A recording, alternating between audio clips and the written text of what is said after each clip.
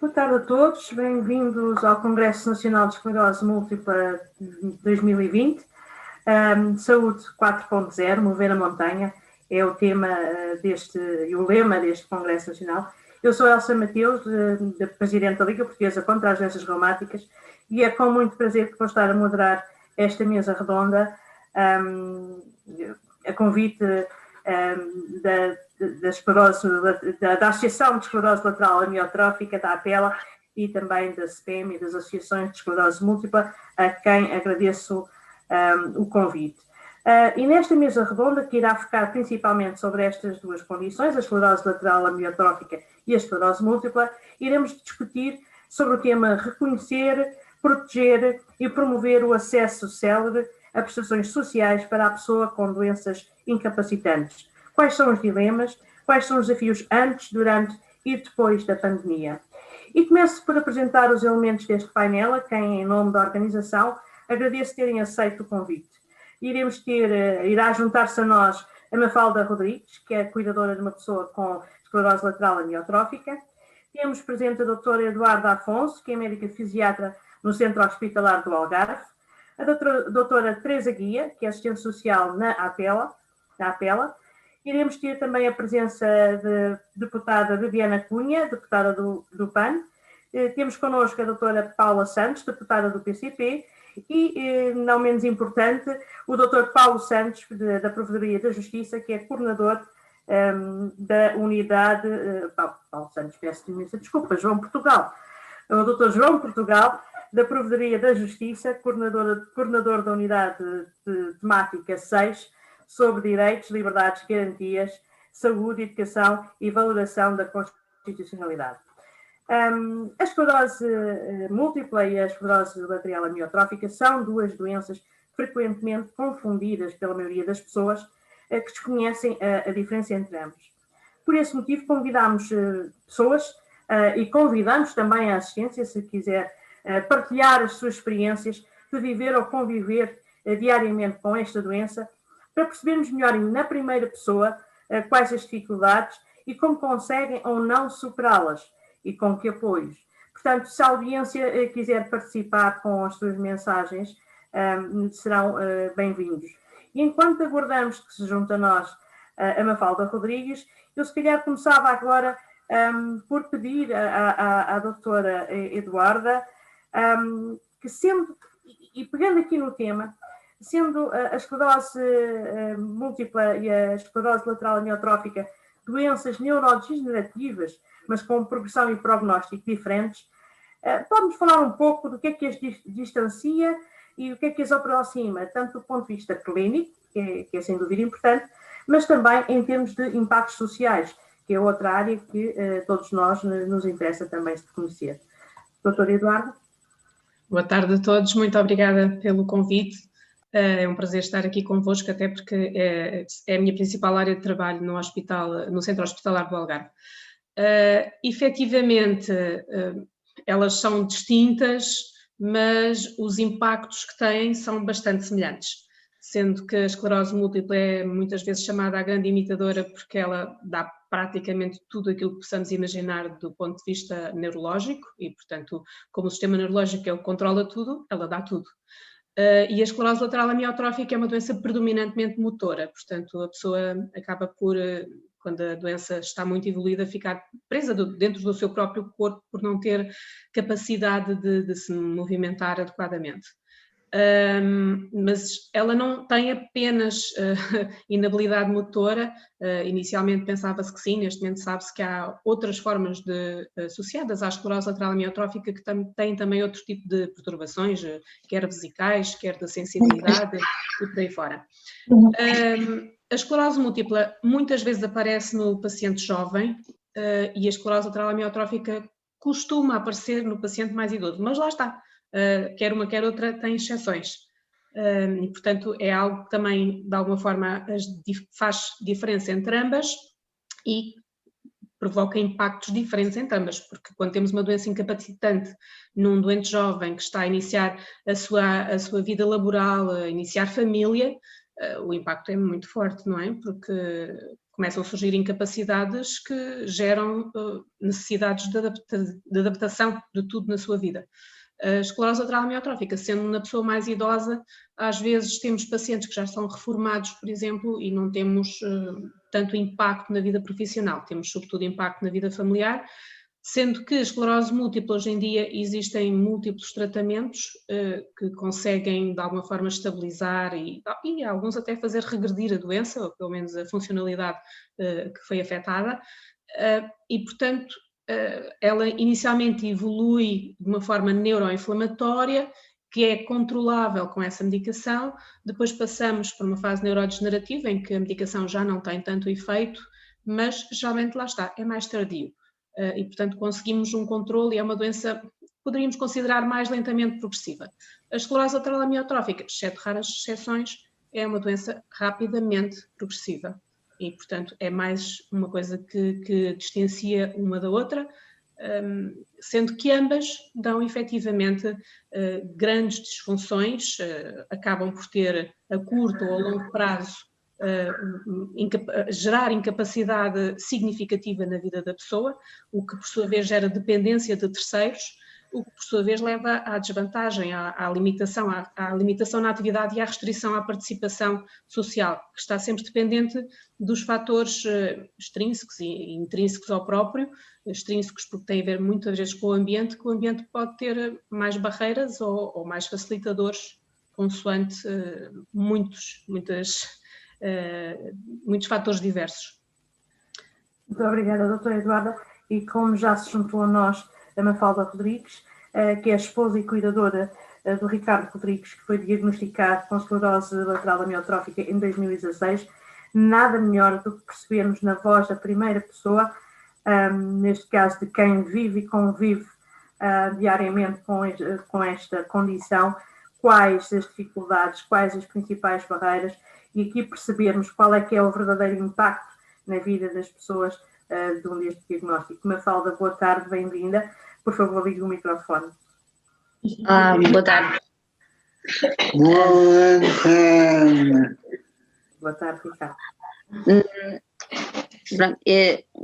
Pediram para vir cá para falar sobre as burocracias todas que estão associadas a isto e são imensas, são intermináveis. O Ricardo foi diagnosticado em 2016 com esclerose amiotrófica e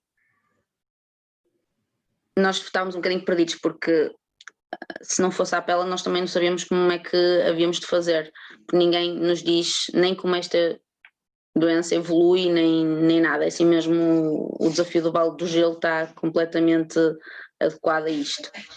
Quando nós soubemos do diagnóstico nós ficamos assim um bocadinho à nora, depois fomos ter com a APELA quase um ano depois, não foi? Que fomos ter com a APELA e a APELA disse-nos que era importante nós começarmos a pedir as coisas com tempo porque o processo é muito, muito demorado. O Ricardo teve uma evolução até bastante lenta e nós pedimos o atestado médico e nós, quando achávamos que era realmente necessário, quando as limitações já eram bastantes, algumas quando já tinha algumas limitações, mas ainda estava autónomo, ainda fazia parte da sua vida perfeitamente autónomo, ainda... Desculpem lá o meu telemóvel. E só para pedir, marcar uma consulta e reparem que nós não sabíamos como é que era o processo, embora na APELA nos dissessem, mais ou menos, já tem que pedir os relatórios. Só os relatórios demoraram quase 6 meses a chegar a casa.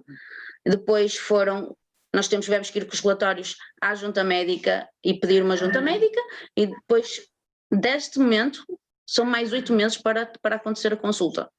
Só aí se perdeu um ano, mais de um ano. E isso é absurdo numa doença que não pode esperar, não faz qualquer sentido. Isto foi antes da pandemia, isto foi em 2017 que nós começamos o processo, pedimos os relatórios, em 2018 tivemos a consulta. E o Ricardo agora tem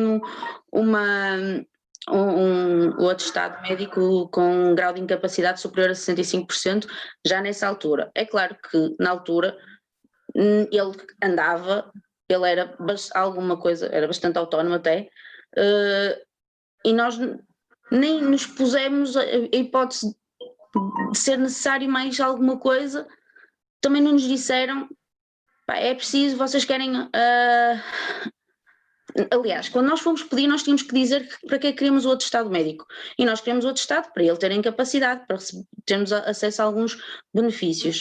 Mas depois lá, eles disseram, se vocês quisessem tinham o dístico, mas nós ainda não precisávamos, porque o Ricardo ainda andava, ainda era autónomo, não é? Tínhamos de ter dito logo quando marcamos a consulta. E isso também para os apoios que o Estado dá para o carro, por exemplo, para o carro adaptado e outras coisas. Então, nós temos um atestado médico com 65% de incapacidade que não tem essas duas alíneazinhas, são duas alíneazinhas muito pequeninas que nós nem sabemos para que é que aquilo diz, que lá não explica, desculpem a palavra, não é explícito para que é que serve aquilo, e só tem a incapacidade. Durante a pandemia, o Ricardo ficou muito mais debilitado e agora precisa de uma cadeira de rodas adaptada, precisa de um carro onde de facto caiba uma cadeira de rodas, porque no meu ou levo a cadeira de rodas e o Ricardo, ou levo a cadeira de rodas e a minha filha, porque as duas coisas atrás não cabem, que ele nem cabe na minha mala. E isto assim é só um bocadinho, não é? Porque depois temos o processo todo de pedimos nova junta médica, com a pandemia, aquilo disseram-nos que não estavam a fazer, depois mandamos novo e-mail, mais tarde, quando já sabíamos que aquilo já estava a fazer, disseram que estavam a fazer de outubro, no início de outubro, disseram que estavam a fazer de outubro do ano anterior, ou seja, um ano para trás, e no primeiro e-mail tinha-nos dito, o vosso atestado é válido até o final do ano.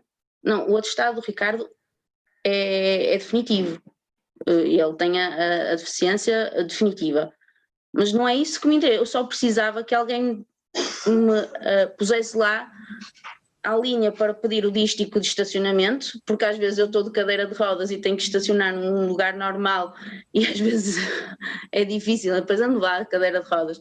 A Mariana acha um piadão, porque depois vai lá pendurada também, mas pronto, é a minha filha, não é? Mas na realidade, agora com a chuva não dá jeito nenhum, a verdade é essa. E nós não estamos a usufruir de uma coisa que podíamos ter usufruído se nos tivessem dito logo na primeira, olhem, quando vierem marcar é melhor pedirem já o dístico para o carro, pedirem já o apoio para o carro, porque isto demora muito tempo. Demorou 8 meses, agora estamos à espera que ainda nem sequer temos marcação para a segunda, não é? Para a reavaliação, porque eles disseram que estão a dar prioridade a quem vem de novo. Que eu também entendo, mas, esta doença não pode esperar. E isto são coisas que evoluem muito rápido. E com a pandemia, o Ricardo antes da pandemia andava, agora não anda. Precisa de uma cadeira de rodas. E nós não temos que mudar a volta à situação. E se calhar, Mafalda, se me permite, quer dizer, as juntas médicas devem, à partida, ter conhecimento sobre a previsível evolução da doença. Também compete, por vistos neste caso, esse papel é desempenhado pelas associações, informar as pessoas que quando vão à junta médica tenham logo, desde que tenham essa necessidade, têm logo que pedir para ver se a junta médica não se esquece de assinalar lá a tal cruzinha, as tais cruzinhas nas devidas caixas que dão o direito ao dístico para estacionamento e que permitem também depois ter acesso a outros benefícios que, além de serem benefícios, são uma necessidade. São mais do que benefícios, são uma necessidade premente, sem a qual as pessoas perdem os seus direitos, perdem se calhar também um pouco da sua cidadania, porque depois não se poder deslocar por meios próprios e ficar totalmente dependente quando isso pode ser resolvido ou facilitado com a tal cruzinha na linha, é muito importante. E de facto, resta-nos questionar se estar tanto tempo à espera por essas duas cruzinhas, e aqui pergunto na Mafalda, necessita de levar mais relatórios adicionais? Sim, preciso de novos relatórios. São mais novos relatórios. Portanto, já tem. Espero que já tenha, porque todo o processo de reunir os relatórios, pelo que contou, já em si é moroso, porque são 6 meses. Geralmente as pessoas com doenças incapacitantes, e como é o caso da ela, não são seguidas apenas numa especialidade, e portanto têm que reunir todo um conjunto de relatórios, têm que marcar as consultas, e portanto é um processo moroso e Mafalda e Ricardo, desgastante, certamente. É bastante, porque nós começamos o processo, por exemplo, para a aquisição de uma cadeira de rodas há mais de um ano, e na altura o que nos foi dito sempre na APEL é: vocês antecipem quando vão precisar, antes de precisarem peçam, para quando precisarem terem, porque quando vocês precisarem, depois quando vier já vão precisar de outras coisas mais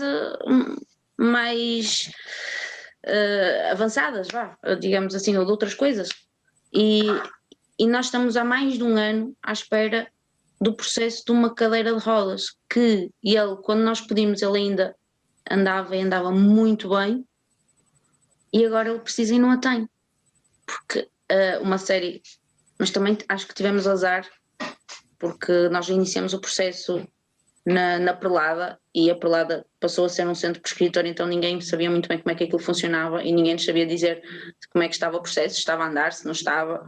Entretanto o Ricardo teve alta e nós não sabíamos em que pé é que ficou o processo. Nós começamos o processo em junho e o Ricardo em dezembro teve alta, e depois em março é que nos foi dito: olha, é melhor irem procurar, pedir a prescrição noutro sítio, porque aqui na Prelada não andou para a frente, e nós tivemos que pedir outra consulta de prescrição, e a APEL foi um anjo da guarda, a Teresa Guia, claro, porque nos arranjou uma prescrição assim com pouquíssimo tempo, nem sei bem como, porque por norma uma consulta de prescrição demora, lá está, um ano em todo o lado, e não há soluções, porque nós precisamos das coisas, mas nós temos, e o material que nós temos agora para ele é todo emprestado. A única coisa que nos foi dada foi o Tóbio para a comunicação do Ricardo, que foi pedido no hospital, e já foi há 2 anos, não, ano e meio, um ano, por aí.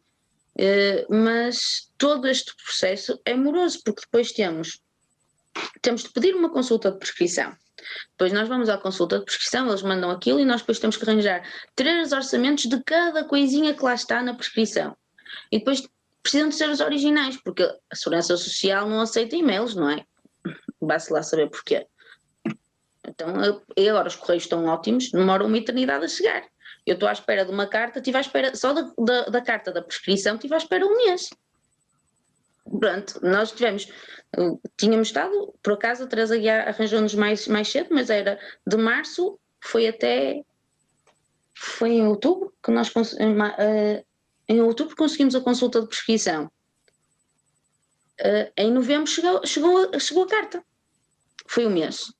Obrigada, me fala. A propósito desta questão, eu gostaria agora de passar a palavra à doutora Teresa Guiar, também para nos explicar melhor a nós todos que estamos a ouvir este processo.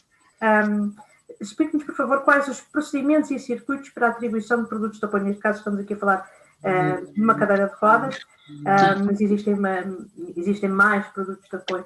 Doutora Teresa Guia, por favor, como é que uma pessoa pode ter acesso a todos estes produtos a que tem direito pela condição em que está? Boa tarde a todos. Antes de mais, quero agradecer o facto de estar aqui convosco, de partilhar um bocadinho e de levar daqui aprendizagens. Muito obrigada, é um gosto e sinto-me privilegiada por poder partilhar convosco um bocadinho da experiência que vamos tendo com os doentes com esclerose lateral amiotrófica. Eu diria que conseguir produtos de apoio é uma saga e que requer sempre de quem faz o pedido um espírito muito grande de resiliência, porque realmente é preciso ter muita capacidade e muita paciência para conseguir que as coisas cheguem a bom porto. É um processo extremamente burocrático, é um processo lento e que exige muito de quem precisa das coisas, não é? Porque a pessoa se está a pedir é porque precisa. No caso dos doentes com esclerose lateral amiotrófica, há vários problemas inerentes, um deles, e a Mafalda falou um pouco na situação, é a questão da negação, porque a pessoa acredita que pode eventualmente a doença não evoluir e não vir a necessitar de algum tipo de produtos de apoio e, portanto, vai deixando que a coisa evolua porque acha que não vai necessitar. E, portanto, esse é um entrave. E depois há outros entraves inerentes que têm a ver mais com a questão mesmo burocrática. O que é necessário para se pedir produtos de apoio? Portanto, o produto de apoio é todo aquele instrumento que vai auxiliar no bem-estar e na qualidade de vida de uma pessoa portadora de deficiência e incapacidade, que vai desde uma cadeira de rodas a uma cama articulada, a um andarilho, a umas simples moletas. Eles são financiados a 100% pelo nosso Estado, 100%, e há 4 entidades financiadoras destes produtos de apoio. Portanto, a educação direcionada para as crianças portadoras de deficiência e incapacidade, o Instituto de Emprego e Formação Profissional, quando as pessoas ainda estão integradas no mercado de trabalho, a saúde e a segurança social. A saúde tem um poder um pouco mais limitado a nível da prescrição dos produtos de apoio e, portanto, eles são prescritos através de uma plataforma, a PEM, e é o fisiatra que acompanha a pessoa que pode fazer a prescrição de alguns produtos de apoio. Portanto, não há um leque tão variado a nível dos produtos de apoio que o hospital possa prescrever, e eu dou um exemplo muito concreto. É difícil obter-se um sistema de comunicação pelo olhar solicitando esse pedido ao hospital. É muito complicado e é muito raro que isso venha a acontecer, porque o orçamento para cobrir as despesas inerentes ao pagamento do equipamento vai sair do orçamento hospitalar e muitas vezes os nossos hospitais não têm capacidade para suportar esses custos. Portanto, restam-nos 2 caminhos, que são a Segurança Social e o Instituto de Emprego e Informação Profissional. Primeiro passo, para não me dispersar muito e para focalizar. A pessoa, antes de mais, tem que ter atestado de incapacidade multiusos. E o atestado de incapacidade multiusos nem sempre, como disse a Mafalda, muito bem, está devidamente preparado ou devidamente instruído para se poderem pedir todos os produtos de apoio. Nós alertamos sempre e facultamos até às pessoas quando nos procuram os formulários ou requerimentos, um modelo de requerimento para quando fazem o pedido, pedirem logo para serem preenchidos todos os campos e não apenas o campo em que vem elencado o índice de incapacidade, porque depois há mais 2 campos que têm que ser preenchidos e que permitem depois obter o dístico e a adaptação da viatura ou a aquisição da viatura. Ora, se esses campos não estão preenchidos, o que é que acontece? A pessoa até pode ter tudo, até pode ter a prescrição, não tendo o atestado de incapacidade tudo preenchido, o processo vem para trás, nem sequer é aceito. Pronto. Primeiro passo, ter atestado de incapacidade devidamente preenchido. Segundo passo extremamente importante é também ter uma prescrição do produto de apoio. Portanto, esta prescrição prevê que seja feita uma avaliação num centro prescritor. O centro prescritor são entidades validadas pela Segurança Social em como têm legitimidade e autonomia para fazerem a avaliação à pessoa e avaliar aquilo que ela necessita, e esse é um problema também neste momento. Aliás, é um problema que já remonta há alguns anos a esta parte, porque há muita gente a pedir, há poucos centros prescritores a nível nacional, tem uma fila de espera imensa e, portanto, isto é também um processo moroso. Voltando um bocadinho atrás, a questão dos atestados. Imaginemos uma pessoa que foi diagnosticada no início de 2020. Precisa de uma cadeira de rodas porque, entretanto, perdeu com o confinamento, perdeu mobilidade, já não tem mobilidade. Se vai fazer o pedido, instruir o pedido de uma cadeira de rodas elétrica, porque por norma é difícil que um hospital faça a prescrição deste equipamento, tem 2 alternativas. Se estiver enquadrado no mercado de trabalho, pode instruir o processo ao Instituto de Emprego e Formação Profissional.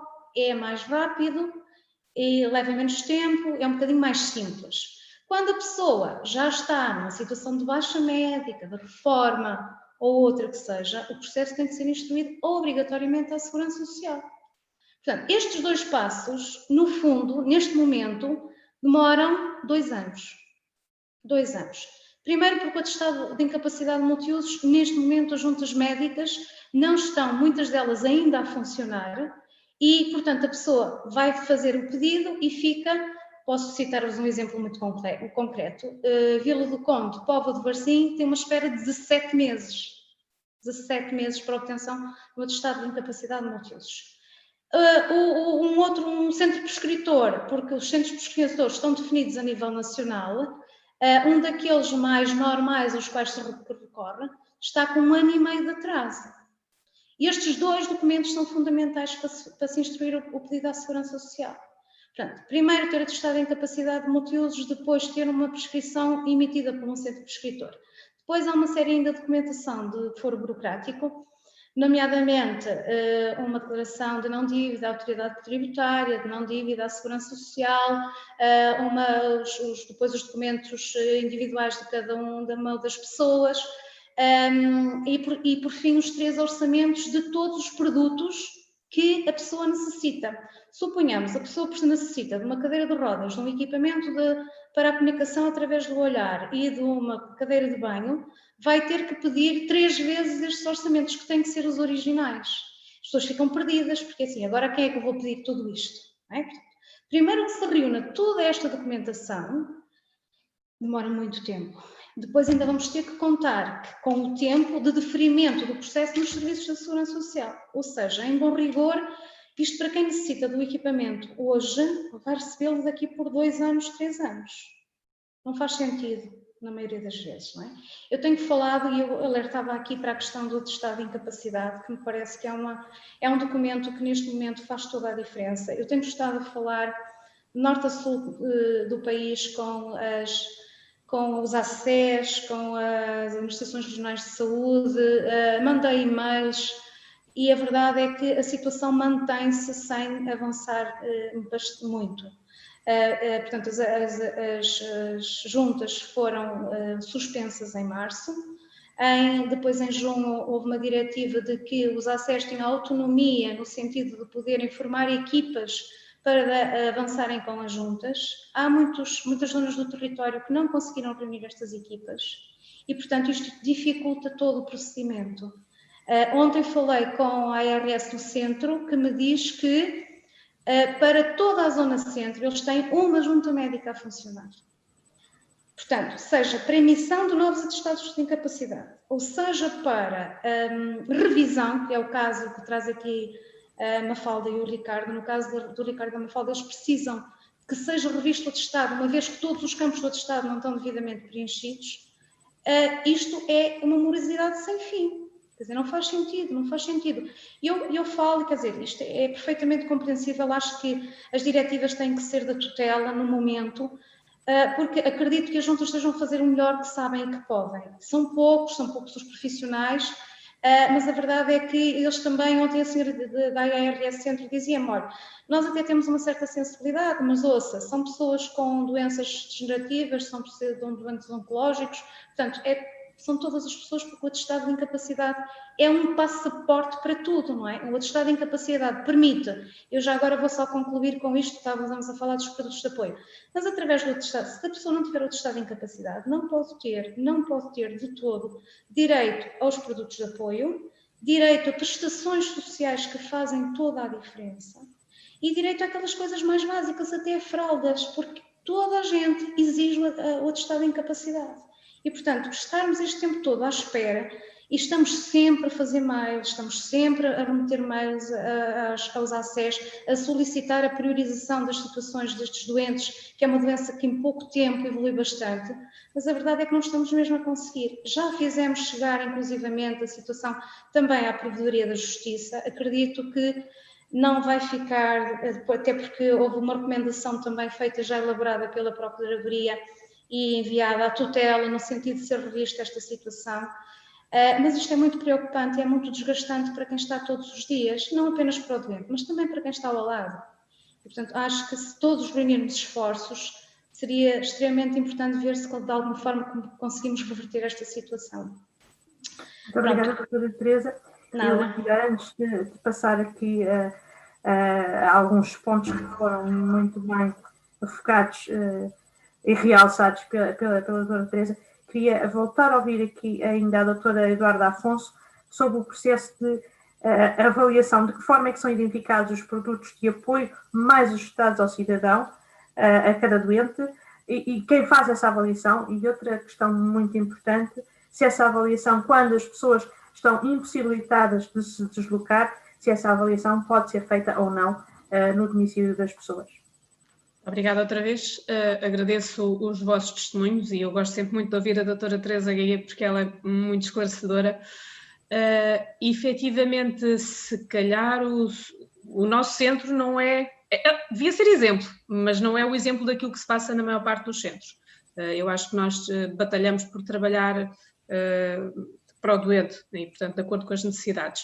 Aquilo que como nós processamos numa primeira consulta, é feita a avaliação clínica pelo médico, pelo fisiatra, é indagado ao doente o que é que ele necessita efetivamente e são prescritos de imediato produtos de apoio. E eu vou confessar aqui que muitas vezes prescrevo produtos de apoio que não dou conhecimento ao doente. Há doentes que me aparecem que já com diagnóstico de uma esclerose lateral amiotrófica, que ainda vêm a andar, mas que eu sei que a cadeira de rodas vai demorar 1 ano a chegar, eu prescrevo logo. E aliás, passado algum tempo, até prescrevo logo uma cadeira standard, aquelas para poder manipular com rodas, e passado algum tempo prescrevo uma cadeira de conforto, porque eu sei que ele vai precisar daquilo, a não ser que ele não viva o suficiente para não precisar, porque as elas bulbares, às vezes, os doentes não chegam a ter incapacidade de locomoção, digamos assim. É raro, mas por cada vez há mais outros cuidados, mas isso pode acontecer. E se isso acontecer, anula-se o produto de apoio. É preferível anular do que o doente precisar e não ter. A seguir, porque trabalhamos numa equipa multiprofissional muito interligada, com vários profissionais, não apenas médicos, eu trabalho diretamente com os terapeutas, como qualquer fisiatra, é feita também a avaliação pelos restantes elementos da equipa, pela fisioterapia, terapia ocupacional, terapia da fala, em que se verificam as necessidades que o doente tem. Claro que isto é logo uma forma de trabalhar diferente de muitos centros. Há centros que não fazem, provavelmente, esta avaliação e nós nem sempre o fizemos. Isto foi algo que foi surgindo e que fomos adaptando e fomos tentando melhorar. Na altura do confinamento foi muito difícil conseguir fazer isto, não é? E os elementos da equipa também relatam o que é que da experiência deles e de estar com o doente também sentem necessidade e muitas vezes temos que acrescentar outros produtos de apoio que não se tinha pensado de início e até porque o doente vai evoluindo, sobretudo o doente, como já referi, o doente com esclerose lateral amiotrófica, que geralmente evolui mais rápido e portanto as necessidades vão sendo diferentes e temos que adaptar àquilo que é necessário. Na primeira consulta há sempre referência à possibilidade de ser feita uma visita domiciliar, não apenas por causa dos produtos de apoio, mas porque nós temos a possibilidade de também orientar os doentes para a Segurança Social. No Algarve é a Associação Portuguesa de Paralisia Cerebral, que é a entidade prescritora, e portanto geralmente o doente vai à PPC já com as minhas, ou com as indicações do médico fisiatra do que é que o doente necessita e que o hospital não pode prescrever. E como disse a doutora Teresa Gaia, o hospital não pode prescrever sistemas de aumentativos e alternativos de comunicação, porque não temos essa codificação na PEM.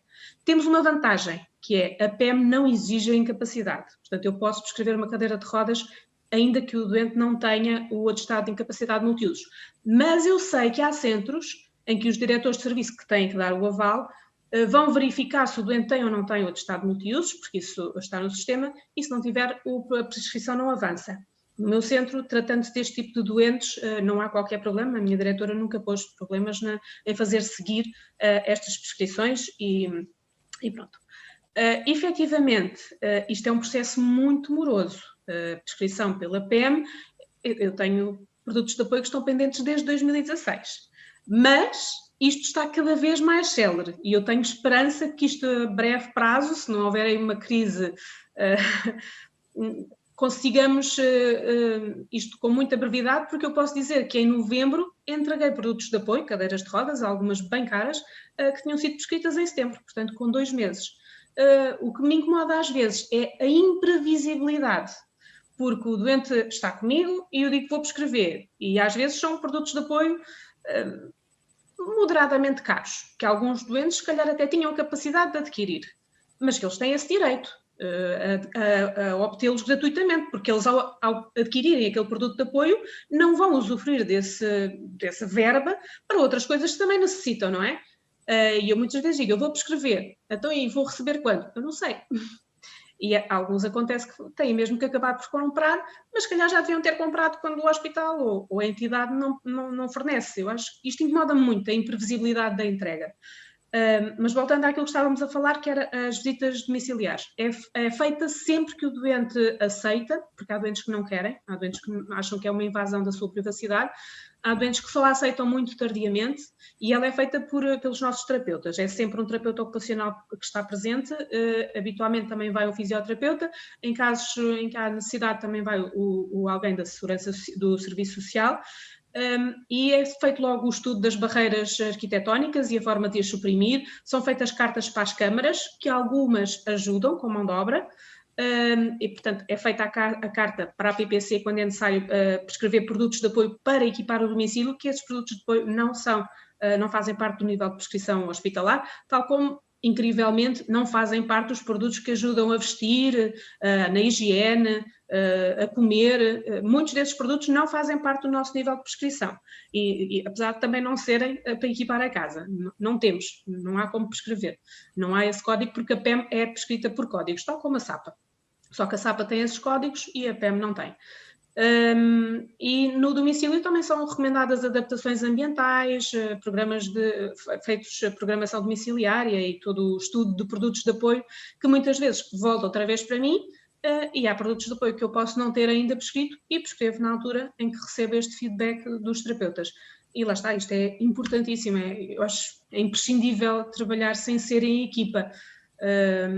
Aqui a Segurança Social no Algarve está a demorar 1 ano e meio para a entrega de produtos de apoio e as juntas médicas estão suspensas, porque não houve ainda capacidade dos delegados de saúde, que estão muito dedicados ao Covid ainda, de retomarem as juntas médicas, e eu acho inadmissível, porque efetivamente não estamos a conseguir contar com a Segurança Social para entregar produtos de apoio, sobretudo, uma coisa que a mim me faz imensa confusão, os sistemas alternativos de comunicação, até porque o mais incrível esta avaliação é feita no hospital, ou até em São Brás, no nosso Centro de Medicina da Rotação do Sul, nós detectamos o que é que o doente necessita e depois é a Segurança Social que vai entregar. Eu percebo porque a verba é muito elevada, eu não percebo porque é que demora tanto tempo e porque é que nós é que fazemos a avaliação, é para os outros prescreverem. Pronto, eu não sei se me faço entender, há aqui coisas que não estão bem encadeadas. E pegando naquilo que está a dizer,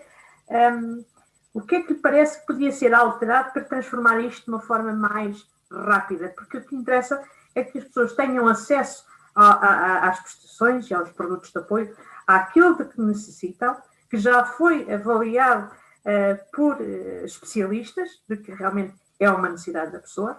Ainda se parte às vezes muito do pressuposto que andamos a tentar enganar o sistema, mas as coisas estão avaliadas. Como é que podemos transformar este processo, na sua opinião, uma vez que lida com ele, como é que poderíamos acelerar todo este processo da prescrição dos produtos de apoio, que, sublinho, está muito dependente, fortemente dependente do atestado médico em capacidade multiusos. Portanto, estamos aqui a falar de duas coisas entrelaçadas, não é? Isso é logo a base.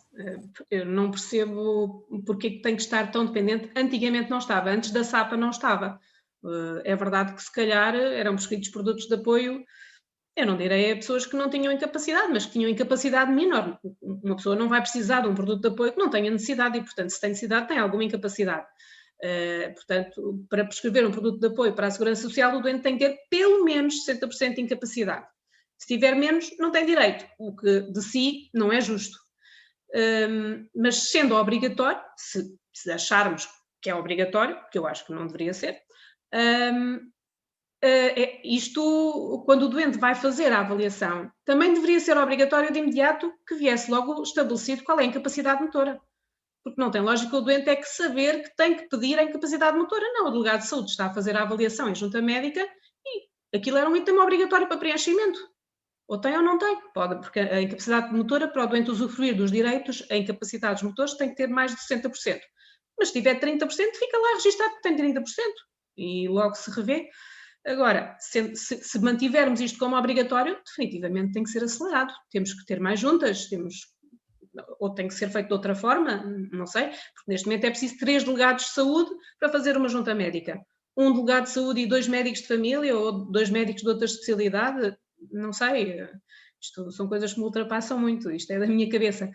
Para além disso, o processo é de si muito burocratizado. É necessário os 3 orçamentos, mesmo connosco no hospital, o nosso aprovisionamento tem que ter 13 orçamentos, e nós no Algarve temos uma outra dificuldade, que é, muitas das casas ortopédicas não são do Algarve, são de fora. Temos algumas do Porto, o que torna tudo muito mais complicado, porque eles só vêm ao Algarve quando têm muitas entregas para fazer, senão não vêm.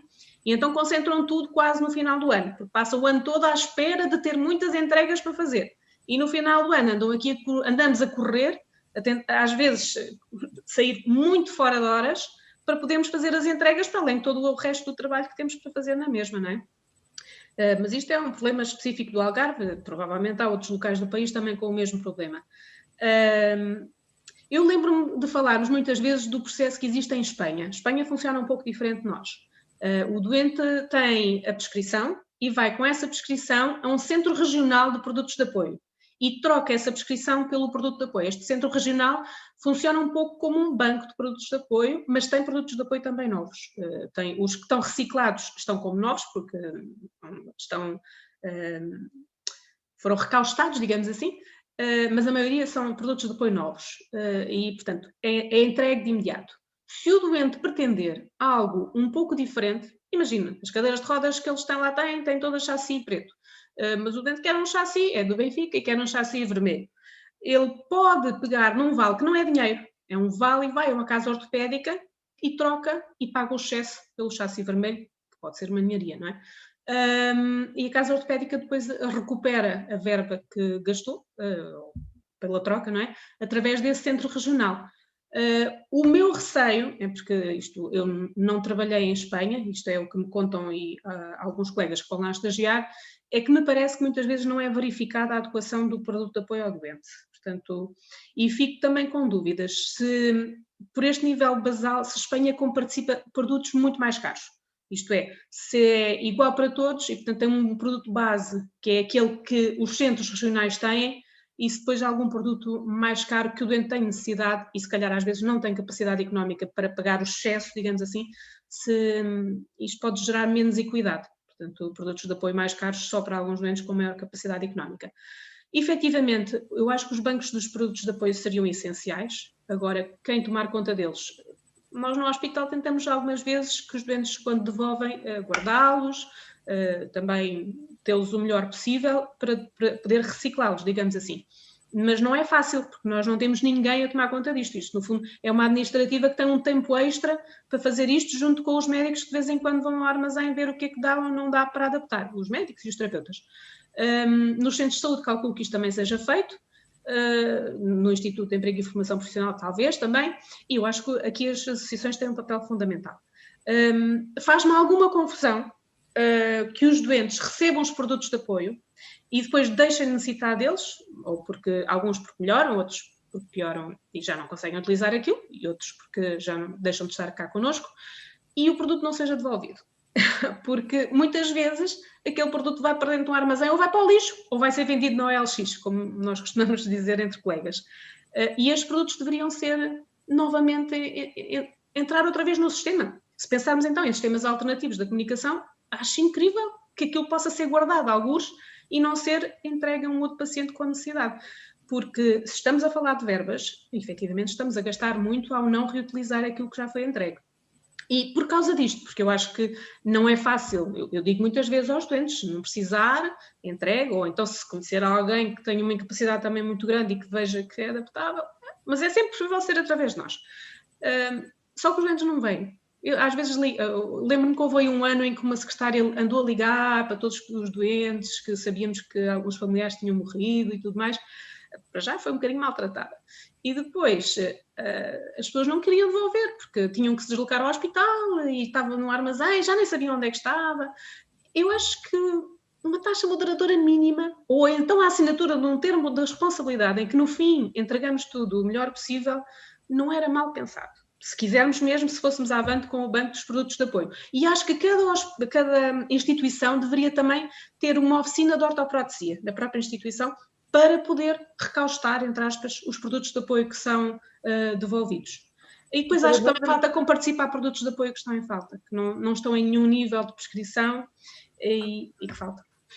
Doutora Eduarda, muito obrigada pelos seus contributos, que certamente, pelo menos para mim, fazem todo o sentido e que espero que possam ser aproveitados, principalmente agora que temos também em discussão pública a Estratégia Nacional para a Inclusão da Pessoa com Deficiência, quem sabe também repensar nesta estruturação dos serviços e da forma como os apoios chegam às pessoas, bem como todos os requisitos que são exigidos e que se calhar podemos rever para mais com esta abertura à digitalização, o que é que se pode fazer.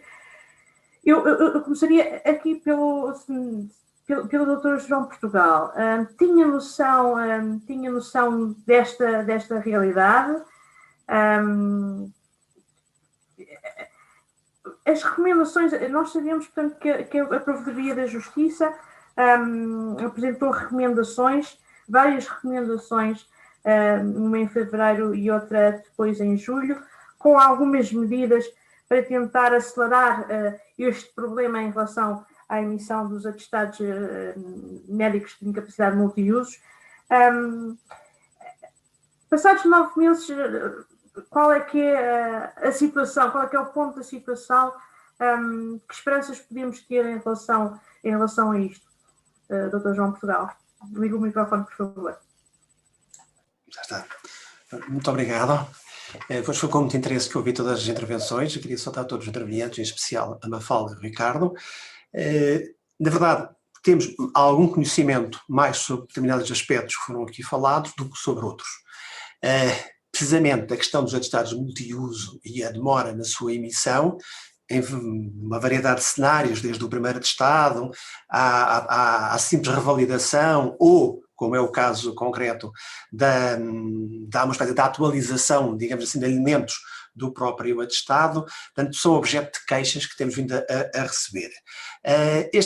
O fenómeno do atraso foi algo que sentimos com alguma relevância no princípio desta década, portanto, por volta de 2012, 2013, tivemos um pico no número de queixas relativamente a atrasos de atestados multiuso, na altura muito relacionado com a modificação do sistema de isenção de taxas moderadoras e, portanto, da pretensão das pessoas em serem isentas precisamente por via do grau de incapacidade. Todavia, para vos dar uma ideia quantitativa, o número de queixas que na altura recebemos e que na altura nos pareciam, enfim, um número relevante, e tivemos intervenção a esse respeito, de qualquer forma, foi de 20 queixas no ano de 2013, foi o ano mais significativo. Para vos dar um termo de comparação, em 2019, portanto, a altura em que voltaram a soar as campanhas de alarme, digamos, para uma nova situação complicada na tarefa de emissão de estados multiuso, tivemos um total de 30 queixas.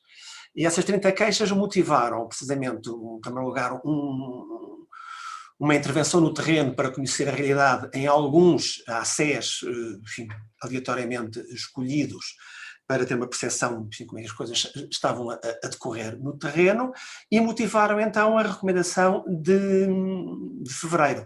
A recomendação de fevereiro estabelecia propostas de alteração mais estrutural, digamos, do sistema. Para além de uma recomendação para um incentivo da informação sobre o que é o atestado multiuso e para que serve o atestado multiuso, isto na medida em que apareceu também que um dos problemas do atestado multiuso, enfim, um dos seus maiores inimigos, foi o grande sucesso que teve esta figura. Precisamente um dos intervenientes há bocado comentou que para tudo e mais alguma coisa é necessário um atestado multiuso, e isso significa que à medida que os usos se multiplicaram, também a pressão sobre os ACEs, sobre as juntas médicas, cresceu, e essa estatística da última década é bastante elucidativa. Recomendou-se igualmente que, não estando o Estado, aliás, capacitado para responder no tempo a que se tinha comprometido, que fosse avaliada a possibilidade de redução enfim, de minimização do número de médicos afetos às juntas médicas, passando das juntas de 3 médicos para um modelo anterior que assentava na emissão por um único médico, e neste caso, portanto, triplicando o tempo disponível para esta atividade. E, finalmente, também num setor que se detectou ser muito significativo, o setor dos doentes oncológicos, em que, por força da regulamentação existente, a junta médica, neste momento, acaba por constituir quase como uma certificação de um diagnóstico anterior, estando já tabelado uma duração mínima para a validade do atestado multiuso em relação ao primeiro diagnóstico e uma quantificação dessa incapacidade. Tudo isto eram medidas que permitiriam descongestionar o sistema e portanto, também melhorar o atendimento das demais situações que não estavam tão tabuladas, tão enquadradas normativamente, como o caso paradigmático dos doentes oncológicos. Depois disto, em fevereiro, portanto, estamos precisamente nas vésperas da pandemia, a pandemia declara-se, a importância dos médicos de saúde pública fica mais do que evidenciada, e a necessidade de todos nós em que eles acorram a outras necessidades que não sejam precisamente a da realização das juntas médicas. As juntas médicas são suspensas, começamos a receber mais queixas a este propósito e, antecipando, no ano corrente, já vamos em cerca de 220 queixas sobre estas questões. E então em julho, é dirigida uma nova recomendação com medidas de emergência. E essas medidas de emergência, portanto, não visam propriamente alterar o sistema que se encontrava antes em funcionamento, mas sim, designadamente, através dos doentes oncológicos, em que se repete a solução proposta, e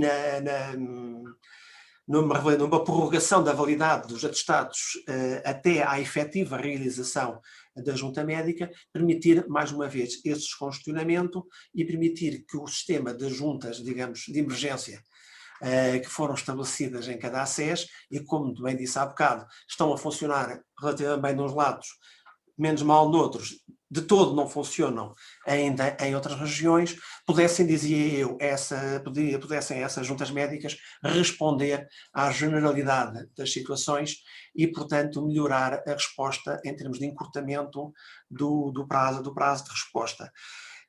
Nessa medida, portanto, as recomendações foram feitas. A primeira resposta que tivemos é que estava uma comissão a trabalhar na reforma desse sistema e que, portanto, que iria tomar em consideração estas recomendações.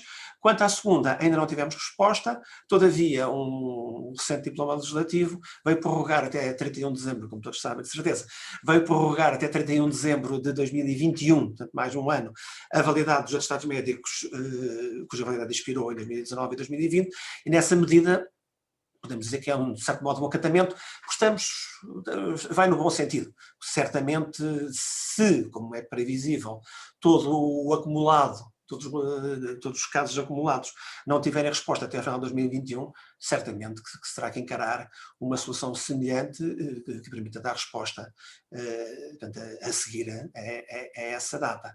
Portanto, isto no que toca aos atestados multiuso. Continuamos a receber queixas, torna-se difícil, como compreenderão, para nós, estamos nós a estabelecer prioridades. Todavia, nos casos, diria eu, talvez mais gritantes, temos sempre sinalizado, neste caso às ARS, para que possa ser ponderado, se eventualmente, no quadro das necessidades e das dificuldades que vivem, é viável ou não uma resposta mais premente. Passando muito brevemente às duas técnicas, o número de queixas que recebemos é muito inferior, é muito menor. É uma matéria em que praticamente as situações que nos têm colocado conduzem-nos a detectar dificuldades no financiamento. Geralmente contactamos com unidades de saúde dizem que o orçamento para aquele ano já está esgotado, têm que estar à espera do próximo ano e do próximo orçamento para a aquisição.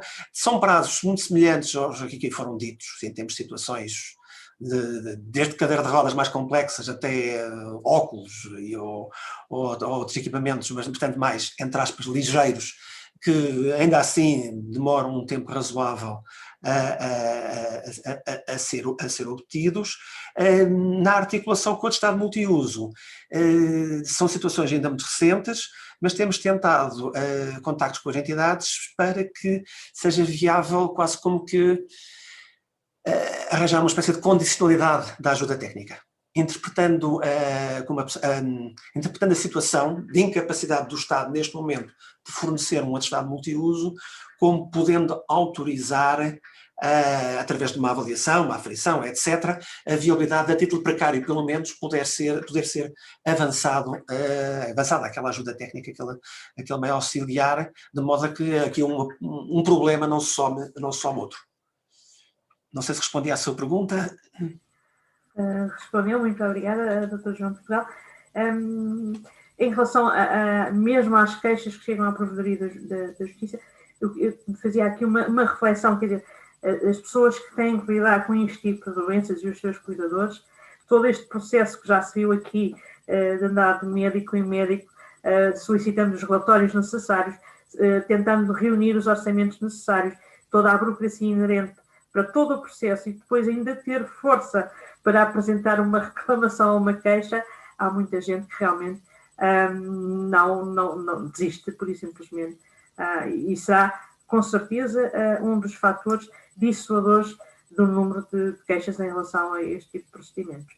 Porque, para quem está nesta situação, é um processo realmente muito, muito desgastante e que requer uma energia, disponibilidade e informação que nem sempre existe para conseguir lidar com todos esses temas.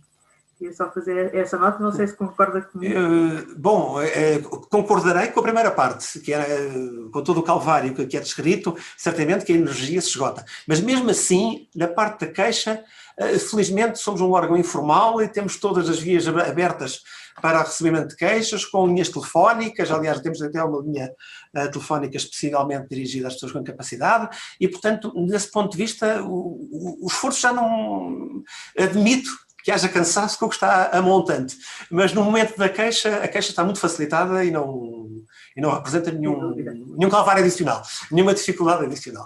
Sem dúvida, e conforme te explicou, depois com consequências, portanto, com tentativas de resolução reais dos problemas, que também deve servir como motivador e encorajador das pessoas que, perante situações como algumas que aqui foram focadas, exerçam o seu direito à queixa, arranjem forças, se necessário algum apoio que por vezes encontram nas associações de doentes ou noutras instituições, para formalizarem as suas queixas, porque só assim conseguimos melhorar o que esteja a funcionar menos bem.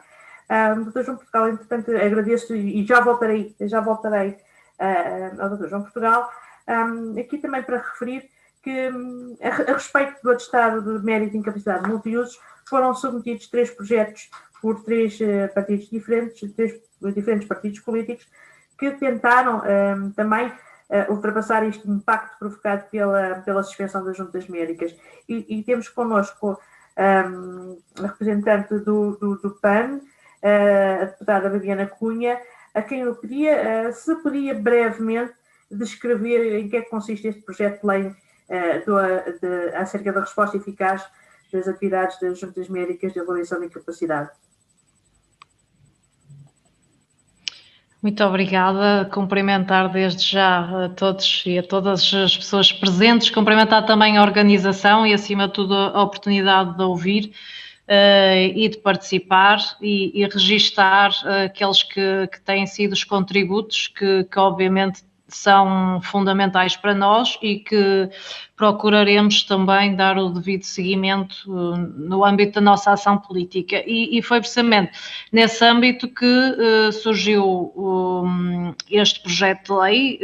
Gostava só para contextualizar, dizer que de facto, face àquilo que eram as necessidades já pré-existentes no Serviço Nacional de Saúde e que nós o vemos como um pilar fundamental, que tem claramente como missão ser garante de equidade, ser garante de acesso à saúde a todos e a todas, e que vimos claramente agravadas aquelas que eram as respostas neste contexto, como aqui já foi sobremodo referido pelos vários intervenientes que estive a ouvir. Portanto, o motivo para este projeto de lei, face ao contexto que vivemos e, no fundo, sabemos que para dar resposta àquela que são as necessidades impostas por esta crise sanitária, foram então mobilizados os recursos da saúde pública, nomeadamente das juntas médicas de avaliação de incapacidades, para dar resposta a uma série de situações que se consideraram mais imediatas e, portanto, suspendeu-se aqui esta atividade. Sabemos bem que já houve a prorrogação para garantir, no fundo, a validade dos atestados, como aqui já foi referido, mas também sabemos que havia já um problema de fundo, nomeadamente no que diz respeito àqueles que eram os atrasos na emissão dos atestados médicos de incapacidade, e na informação que nós dispunhamos, sabíamos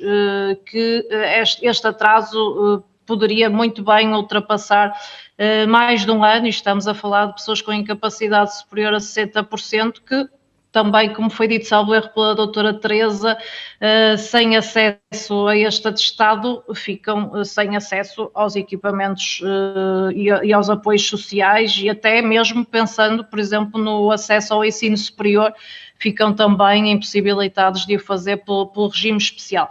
Portanto, face àquilo que aconteceu e ao que foi publicado, as respostas dadas pelo Governo nas portarias que foram, entretanto, sendo publicadas, não havia soluções para a recuperação da atividade das juntas médicas na perspectiva de continuar a deixar de fora muitas pessoas em situação de doença incapacitante, e também não havia previsão da recuperação da atividade nos cuidados de saúde primário, que passaram aqui a ter um papel também muito importante na vigilância epidemiológica.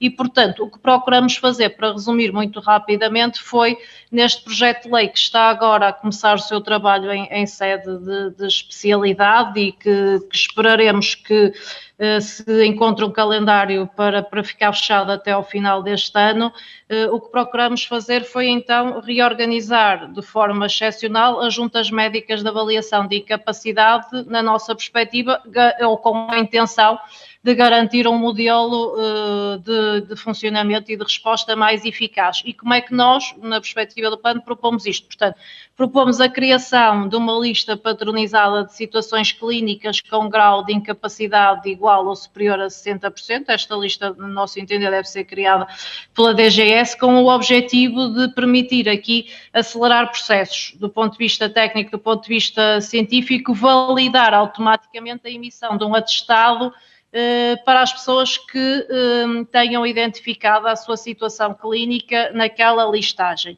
Depois há um outro aspecto que para nós é bastante relevante, já foi aqui também identificado como um dos problemas, que é a questão dos 3 médicos presentes. Nós, na nossa proposta, entendemos que neste período excepcional poderíamos de facto mudar para um modelo onde existisse a figura de um médico relator.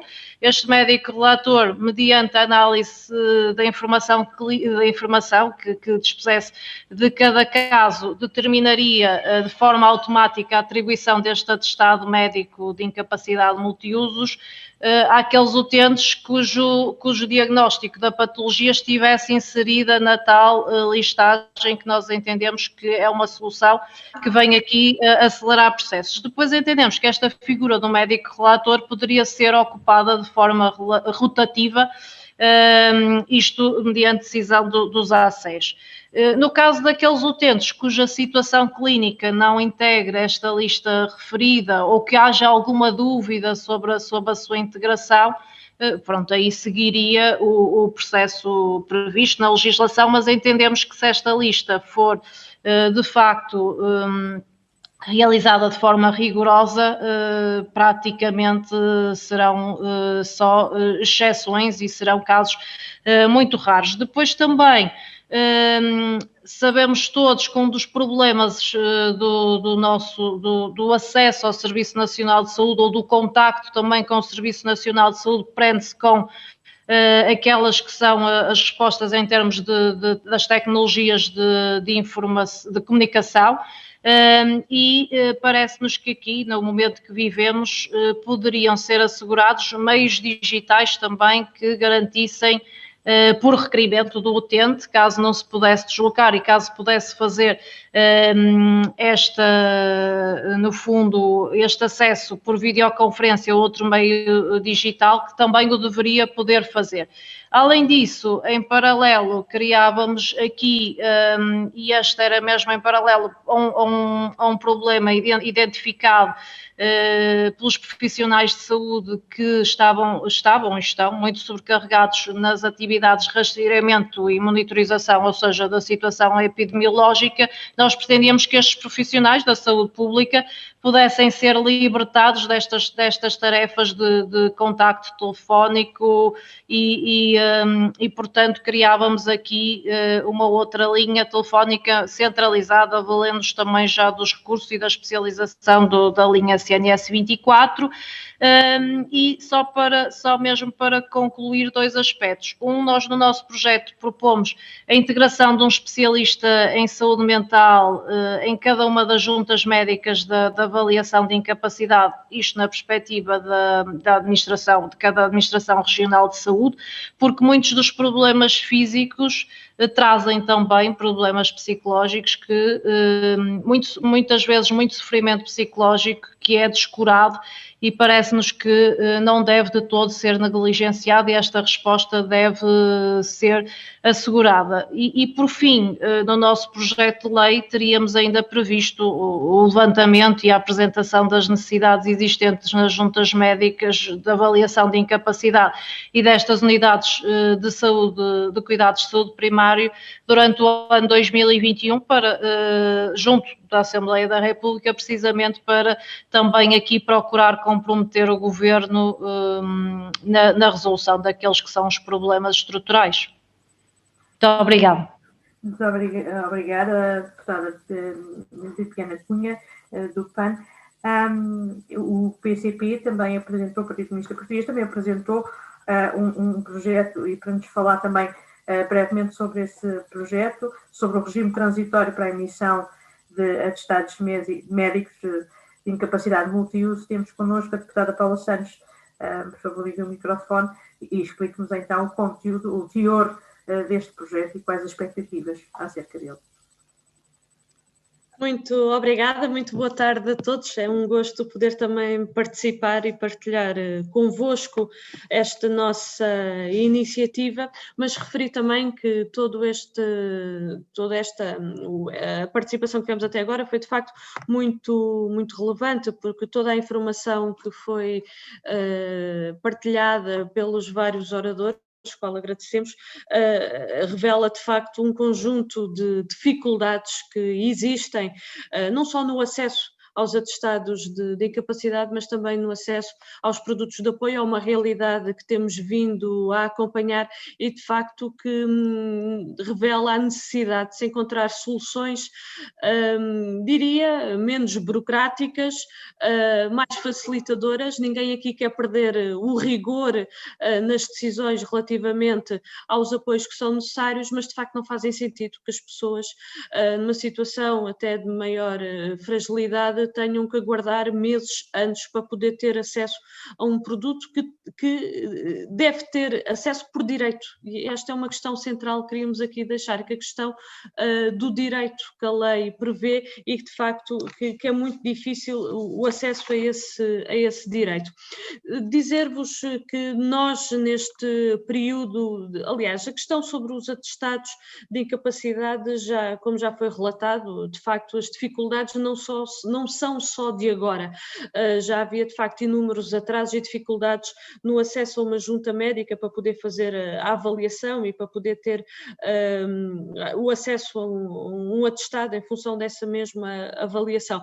A situação, o contexto da pandemia veio de facto trazer dificuldades acrescidas e sobre as quais ainda não foram totalmente resolvidas, e daí também recebemos de facto vários relatos de inúmeros doentes, de várias pessoas que expressaram essa dificuldade, e quisemos também dar o nosso contributo para a resolução desse problema. O que é que nós propomos? Não obstante a necessidade de se poder discutir sobre o processo o procedimento que hoje existe, ou que a legislação prevê para a emissão do atestado de incapacidade, aquilo que nós nos propomos com esta iniciativa é criar um regime transitório neste momento de pandemia, para que de facto se consiga resolver problemas imediatos e urgentes que hoje estão a ser colocados a um conjunto de doentes. E assentamos o nosso projeto em 4 aspectos. Um deles, diria, parcialmente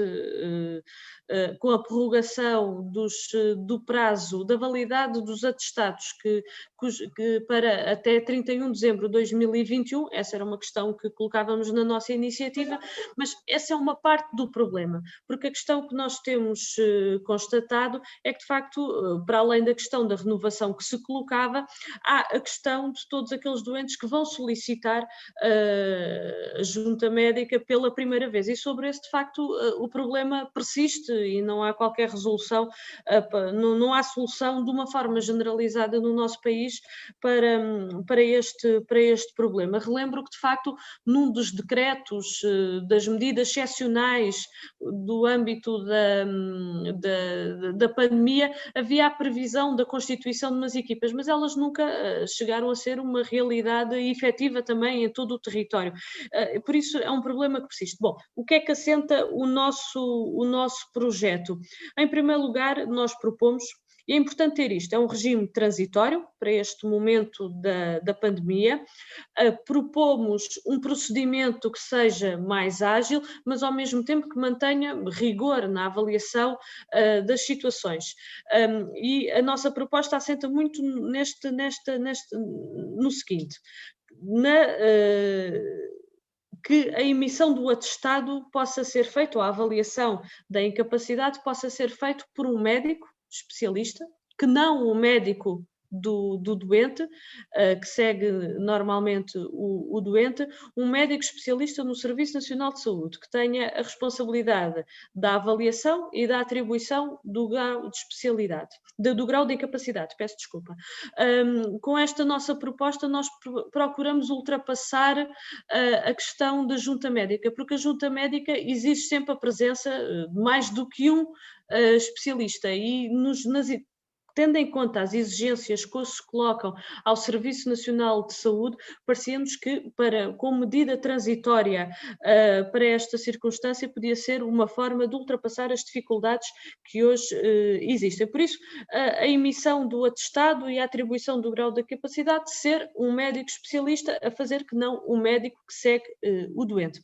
Propomos também que, de facto, o Governo possa fazer a publicação de uma listagem de um conjunto de patologias congénitas ou adquiridas que, por si só, resultem numa capacidade igual ou superior a 60%, dispensando nestas circunstâncias a realização de uma junta médica de avaliação de incapacidades. E propomos também que, em particular, os doentes oncológicos possa também ser atribuído um mínimo de incapacidade de 60%, dispensando também aqui a realização de junta médica. Com esta nossa proposta, e referir ainda ao seguinte, ultrapassando o problema da pandemia, que não sabemos quando, mas ultrapassando o problema da pandemia, que naturalmente possa haver a confirmação em momento posterior relativamente a estes atestados médicos de incapacidade multiuso. Mas aquilo que nós pretendemos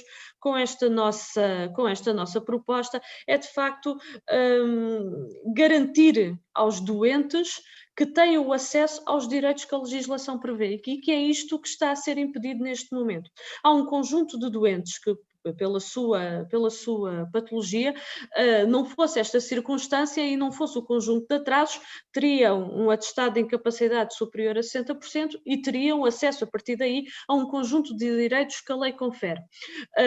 E aquilo que hoje acontece é que, dadas as circunstâncias que vivemos e porque não foram tomadas as medidas necessárias para ultrapassar as dificuldades que existem, de facto estão a ser impedidos de ter acesso a este conjunto de direitos.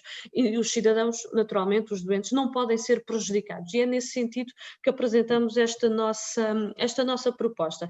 Dizer-vos o seguinte também, que nós temos batalhado, ainda hoje houve reunião dos coordenadores da Comissão de Saúde, exatamente para discutir esta matéria, temos procurado que este processo possa decorrer ou seja, que possa haver uma decisão da Assembleia da República, diria rapidamente, mas sem querer ultrapassar naturalmente procedimentos legislativos que são comuns num processo legislativo. Não, é nesse sentido que propusemos, mas e que o nosso projeto baixou à Comissão sem votação, ele não teve votação na generalidade, prossegue agora uma nova apreciação na Comissão de Saúde e aquilo que nos podemos comprometer, porque obviamente o andamento dos trabalhos na Comissão de Saúde não depende só da vontade do Partido Comunista Português,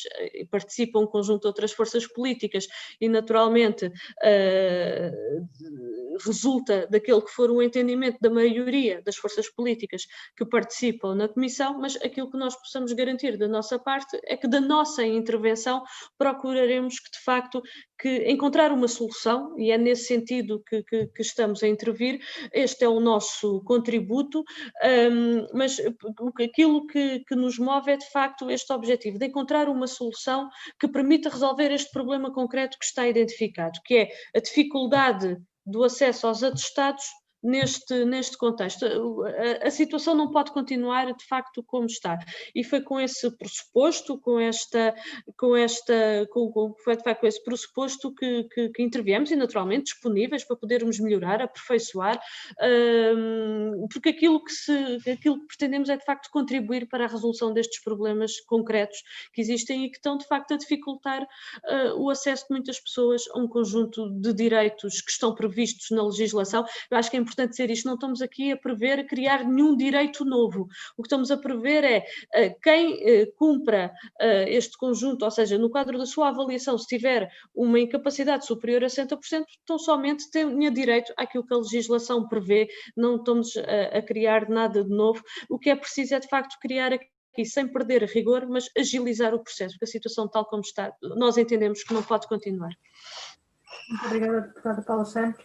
Dr. João Portugal, na sua opinião, o que é que antevê que estas propostas que remetem ou que encaminham, sugerem a automatização da emissão dos atestados, qual poderá ser alguma razão, se caso exista, que inviabilize esta proposta de automatização do processo? Ligue o som, por favor. Já está. Bom, aí está precisamente um aspecto em que a minha capacidade de comentário está extremamente limitada. O Provedor de Justiça é um órgão que toma iniciativas, neste caso dirige recomendações, tem objetivos, estabelece objetivos. O objetivo aqui é, como foi dito, garantir o exercício dos direitos, garantir o gozo dos direitos que estão estabelecidos na legislação através deste meio instrumental que é o atestado multiuso, mas a partir do momento em que toma essas iniciativas, compete, neste caso, aos órgãos legislativos, Governo e Assembleia da República, interpretar essas tomadas de posição e, através do debate, tão central na democracia, através do debate, alcançar as melhores soluções, que podem, inclusivamente, ser outras que não aquelas que estão recomendadas, obviamente, mas encontrar as melhores soluções para alcançar esses objetivos. Nessa medida, a prática do Provedor de Justiça tem sido sempre a de ficar à porta desse debate. Pode motivá-lo através de recomendações, mas depois deixa ao debate democrático, à adoção das melhores soluções. E nessa medida eu realmente não posso comentar nenhum dos projetos, sendo certo que, como é natural, todas as decisões que objetivamente contribuam para aquelas finalidades delineadas na recomendação, e que são comuns a todos ao fim e ao cabo, são sempre bem-vindas. Eu acrescentaria aqui, será que do lado da Procuradoria da Justiça poderá existir alguma tomada de posição, alguma perspectiva em relação a esta matéria da automatização da emissão dos atestados, para que isso possa ter alguns obstáculos na parte do acesso equitativo dos cidadãos, do exercício dos seus direitos? Bem, nós também temos umas competências técnicas bastante limitadas e, portanto, nessa matéria as recomendações foram assentes em enquadramentos já pré-existentes. A situação dos doentes oncológicos não foi inventada pelo Sr. Procurador da Justiça, já existia e há uma decisão técnica que diz, que, bem ou mal, mas que diz que os doentes oncológicos, por regra e depois do primeiro diagnóstico, beneficiarão de 60% durante 5 anos após esse diagnóstico. Se essa decisão que hoje existe em relação aos doentes oncológicos é ou não transponível para outras patologias, isso é algo que não nos cabe dizer, porque falta-nos precisamente esse conhecimento técnico. Portanto, é possível que seja viável, é possível que não seja. Mas isso é uma precisão eminentemente técnica que realmente a nós não nos cabe, não podemos, não nos caber sequer fazer. É que não podemos fazer por falta óbvia dos conhecimentos técnicos e científicos mínimos para o efeito. Portanto, as propostas que fizemos, trabalhámos sobre decisões técnicas já pré-existentes, não futuras. Muito obrigada, Dr. João Portugal. Doutora Teresa Guia, que opinião lhe suscita estas propostas e estes comentários, enquanto assistente social que lida diariamente com esta realidade e com estes processos? Por favor, isso. Ora bem, disseram e muito bem, conforme está não pode continuar de maneira nenhuma, porque quem é penalizado são mesmo os doentes. Portanto, eu gostaria que as propostas parecem-me bastante aceitáveis. Eu gostaria que elas não demorassem muito tempo, porque tempo é uma coisa que não tem cabimento na vida dos doentes, não é? Portanto, rapidamente deveria ser ultrapassado o problema, rapidamente deveriam ser tomadas medidas, porque é um documento fundamental. E eu posso relatar-vos que neste momento há doentes que não têm, por exemplo, benefícios, sob o ponto de vista de apoios sociais, que fazem toda a diferença, nomeadamente a prestação social para a inclusão, que foi uma prestação que também recente ainda e que, para se poder instruir processo, há necessidade de ter o atestado de incapacidade. Portanto, eu tenho doentes que estão sem qualquer tipo de rendimentos, porque entretanto ficaram desempregados com a questão da pandemia, que não têm, que deveriam estar a usufruir da PSI e por não terem atestado de incapacidade não têm validada a prestação social para a inclusão. Portanto, há pessoas que passam, sob o ponto de vista de apoios sociais, muito mal, porque a morosidade, há pessoas que neste momento passam fome, porque não têm acesso por falta de um documento. Não têm acesso às prestações por falta de um documento.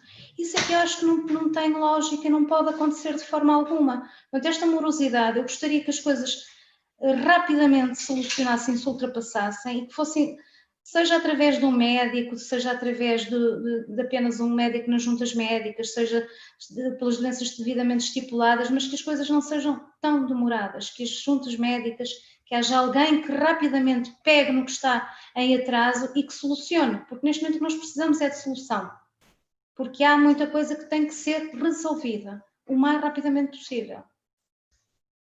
E, portanto, a Mafalda e o Ricardo falaram na questão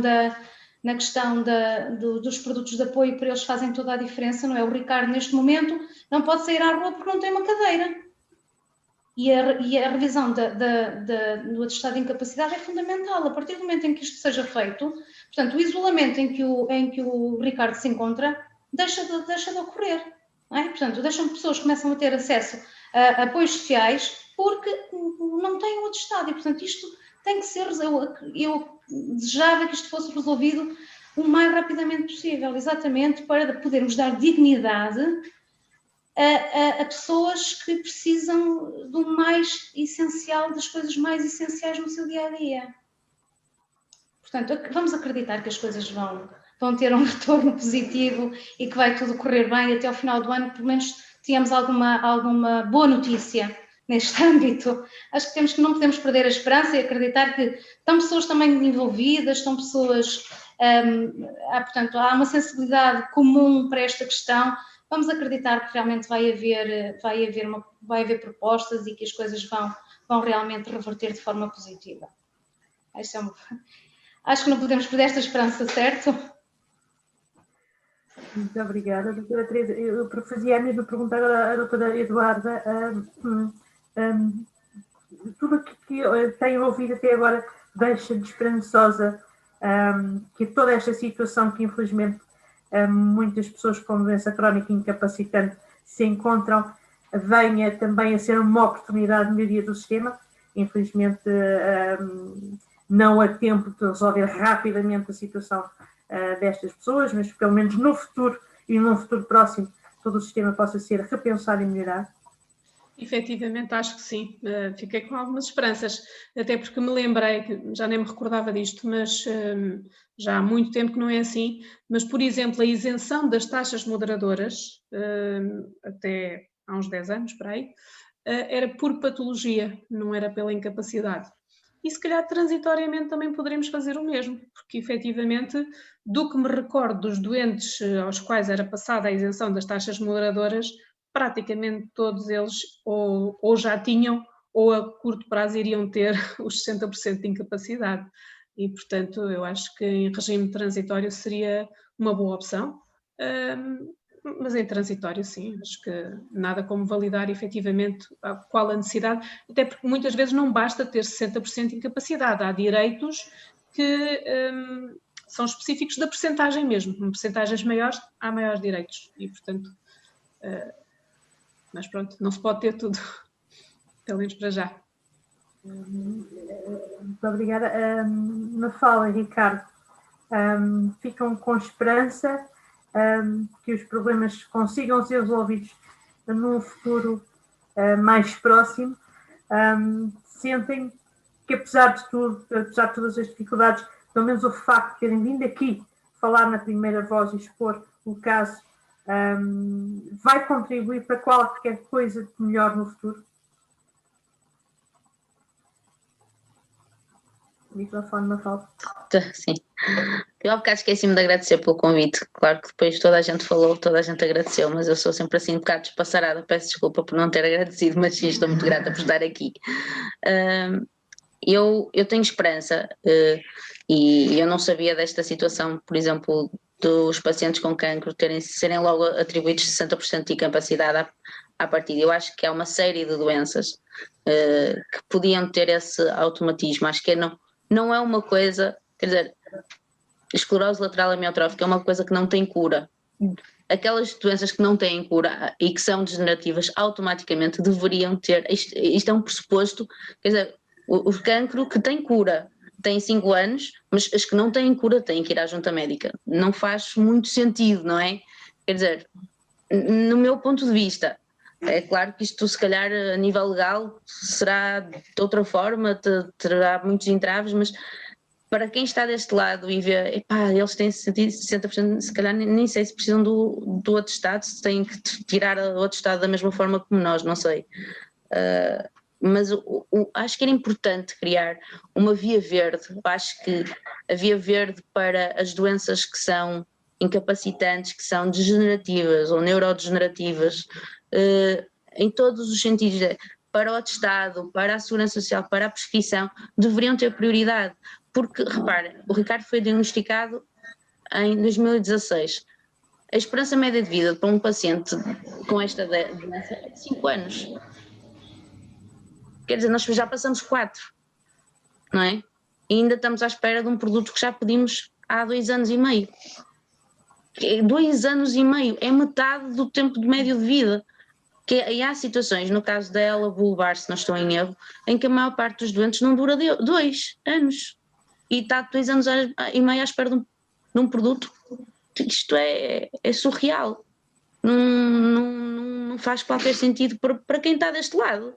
E é muito fácil falar de quem está, que vocês, os partidos, e o provedor da justiça é que tem o poder de mudar alguma coisa, porque nós tentamos, mas isto, e aquilo que a Elsa disse há bocado, demora e é extremamente desgastante. Nós temos montes de coisas para tratar. Acha que eu depois de estar 1 ano e meio à espera de qualquer coisa vou andar a fazer uma reclamação para a Provedoria da Justiça? Claro que não. Nem tenho paciência para estar a escrever mais e-mails. Os e-mails já escrevo todos os dias para as juntas médicas, para a Segurança Social, para isto andar, porque não anda.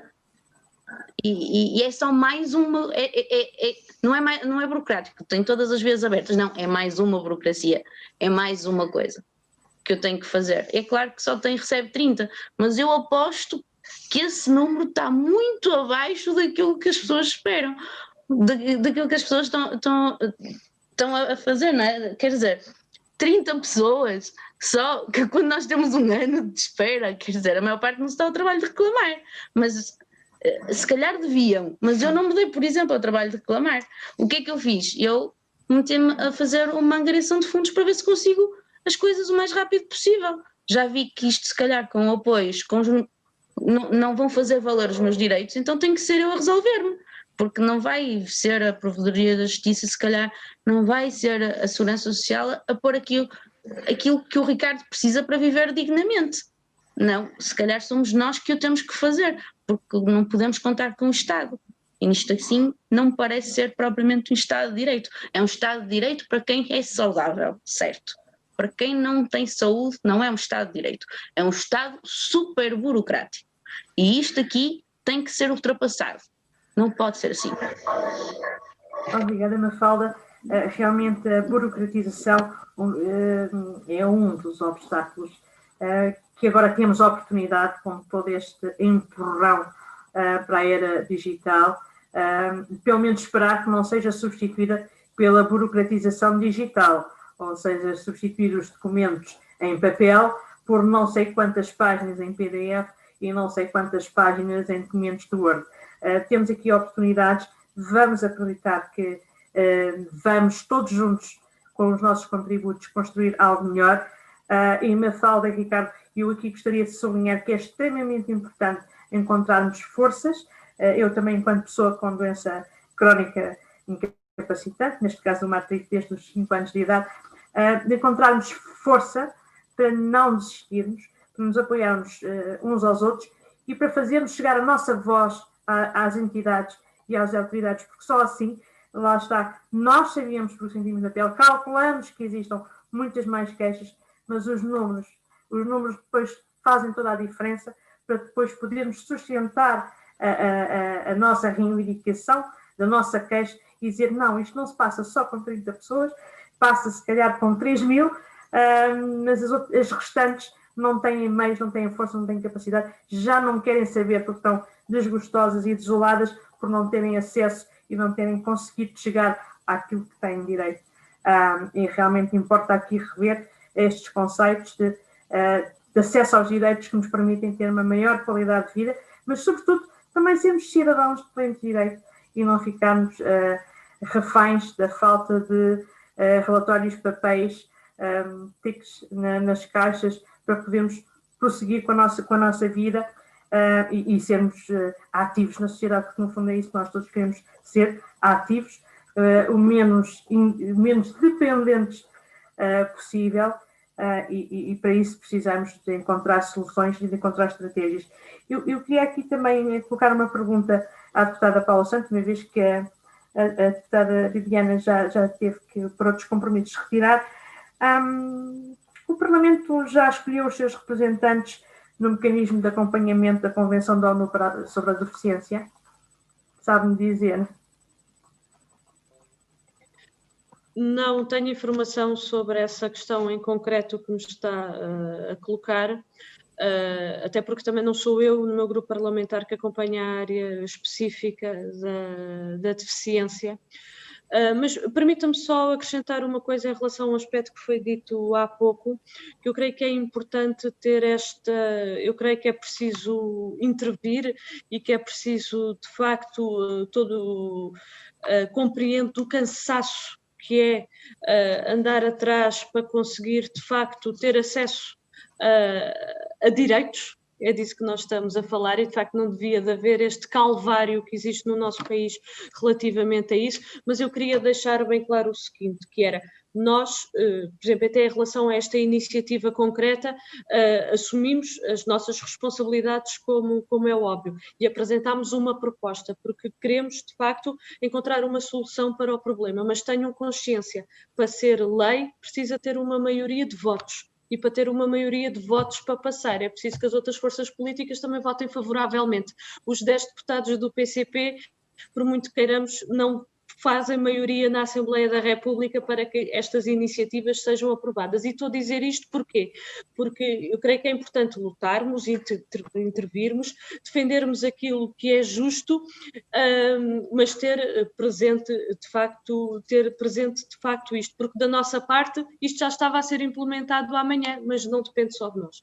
De facto, é preciso que seja aprovado na Assembleia da República e este é um processo que está a decorrer neste momento e era importante até, junto à Comissão de Saúde, junto de todos os partidos, que houvesse também ou seja, esta informação relativamente a estas matérias, de facto, das dificuldades que é hoje o acesso ao atestado de incapacidade e a necessidade de encontrar respostas para isso. Eu estou a dizer, o nosso compromisso é lutar e intervir para, de facto, se encontrar uma solução que responda aos problemas que estão identificados.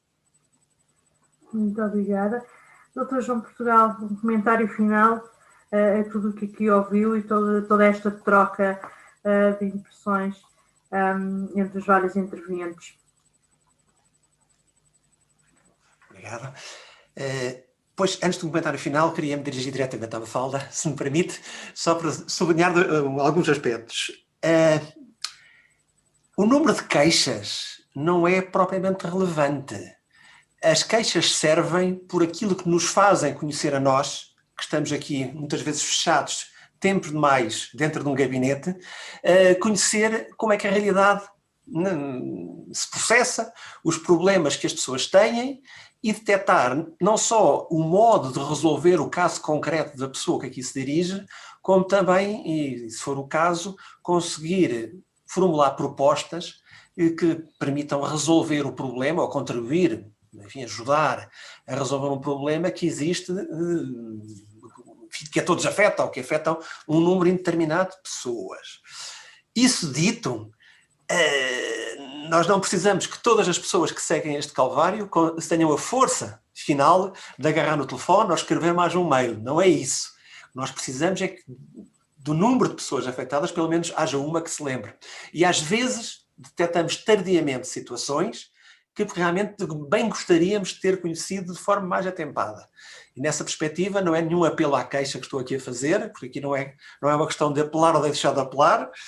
Queixam-se quando têm razão para isso e quando acham que, enfim, que o devem fazer, mas objetivamente há vantagens no conhecimento de situações, especialmente quando são situações que no meio desse tal calvário burocrático podem passar despercebidas a quem felizmente não tem que os viver na primeira pessoa. E nessa medida, portanto, queria encorajá-la. Temos um número de telefone precisamente dirigido a isto, quando quiser, quando precisar, enfim. E quando digo isto para si, estou a dizer, obviamente, para todos os interessados. Isto dito, o que é que ressalta? Bem, julgo que foi, já não me recordo bem que interveniente, julgo que foi a doutora Teresa Guia, se não me está a falhar a memória, se me falha, peço desculpa, mas acho que a noção da premência do tempo aqui é essencial. A situação realmente não estava favorável no início do ano, não estava favorável do ponto de vista estrutural.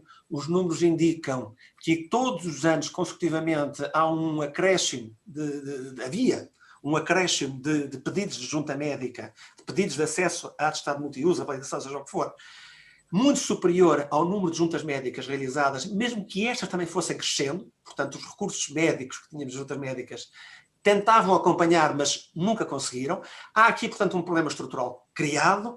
Esse problema estrutural foi agravado por esta conjuntura da pandemia, que agravou de forma, enfim, já em praticamente um ano, o tempo de espera anteriormente verificado, e em muitas situações, são situações em que o tempo é essencial. Queria mencionar aqui uma situação que cada vez mais ocorre, na natureza das coisas, que é a situação das pessoas que morrem à espera da junta médica. Pois se a pessoa pede uma junta médica e ao fim de 15 dias morre, podemos dizer que é um azar, é a vida, acontece.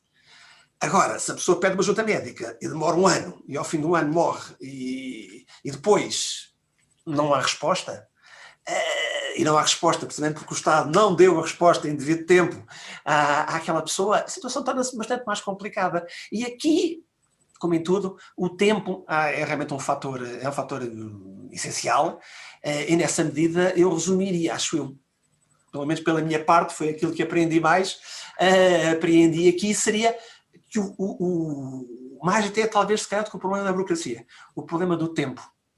O problema do tempo aqui é central e a premência de soluções que remedeiem quanto antes possível esta situação que está criada. E muito obrigado também, mais uma vez, por esta oportunidade.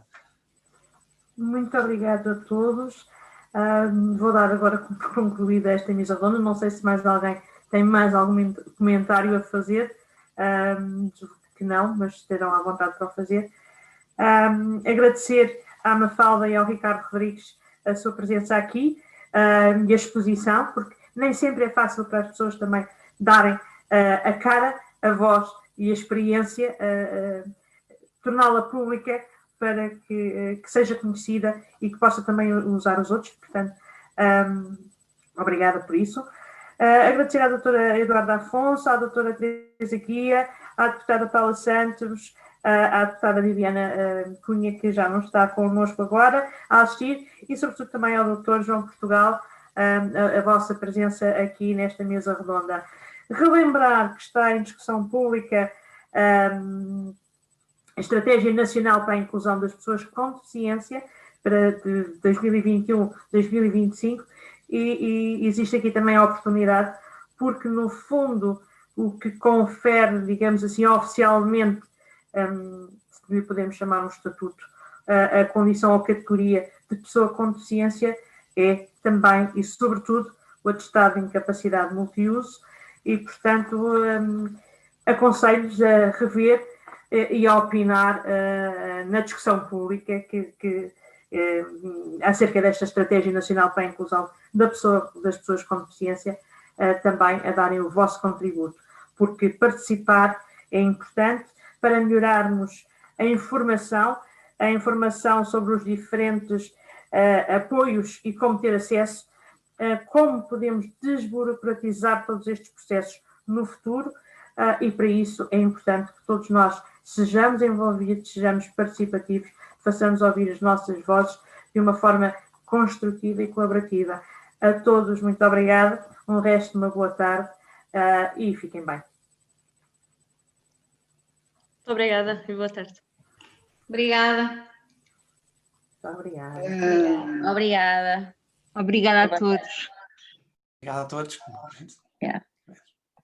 Olá, agora que já terminamos, a SPEM agradece-vos a todos, como é natural, este bocadinho e sobretudo esta força toda que vocês demonstraram aqui hoje e a preocupação. E portanto foi um prazer ter-vos aqui no Congresso Nacional da Esclerose Múltipla, com os nossos e os vossos problemas sendo discutidos com esta profundidade e com esta abrangência. Muito obrigado. Obrigada. Obrigada a todos, um resto de uma boa tarde e um bom fim de semana. Obrigada.